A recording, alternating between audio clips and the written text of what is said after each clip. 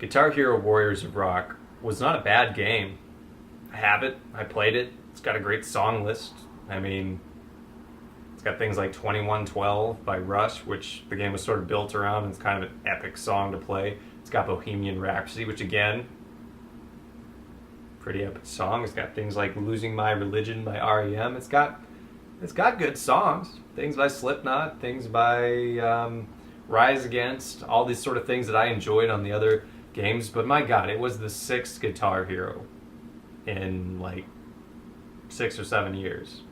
And that's of the core franchise. I think in 2009 they had something like 6 Hero brand games. At that point, it was way too much. I mean, I've already talked in a previous video, which you can probably look up, about how Guitar Hero went from being one of the most popular game series on the planet to being burnt out within the course of like 4 years. It was oversaturation. They wanted to make it another Madden or another Call of Duty where they just keep putting them out year after year after year, and the public just keeps buying them. And I was part of that. I actually did buy all 4 core Guitar Hero games, but not that many people did at that point. It was definitely a brand of diminishing returns just because they returned to it so many damn times. I think Guitar Hero Warriors of Rock sold something like 2.3 million copies across all systems. And I don't remember what the figure was for the Wii, but it was a lot less than that, obviously. 2.3 million copies across all systems for a game that's being sold across all systems and expecting to make a certain threshold is not good. People lost their jobs over the performance of this game. They shut down divisions over the performance of this game. If you want to look back, Guitar Hero 3, which was the peak of the franchise when it came to sales and stuff like that, sold about 16 million copies across all systems. So to go from 16 to 2.3 is terrible. And they just ended it.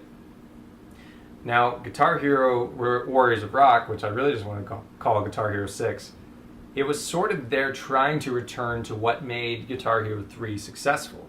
They were actively trying to return to hard rock, punk, and stuff like that. And you did see some of that in the track listing.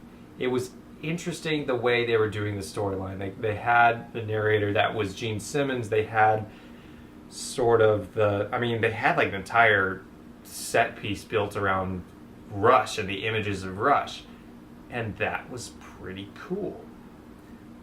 Now, the thing about trying to build your set piece around Rush is that Rush is probably one of those bands that you either are the small percentage that appreciates the epic weirdness that is Rush, or you're the other large part of the population that goes, really, Rush? Like, why couldn't we listen to Rolling Stones or Led Zeppelin or something like that? But so looking back, it is a little weird that they went for building their game on the back of a Rush song, but I enjoyed it. I don't think it's a bad game. If you liked Guitar Hero, you can probably buy like every single one of their games for cheap nowadays. So if you see this game for like $5 in the store and you have the guitar and you have all that shit, buy it. Definitely buy it. It's worth the $5 if only for the tracks that you can play. The next game we're going to talk about is not one I played or probably would have appreciated even if I did. It's Metroid Other M.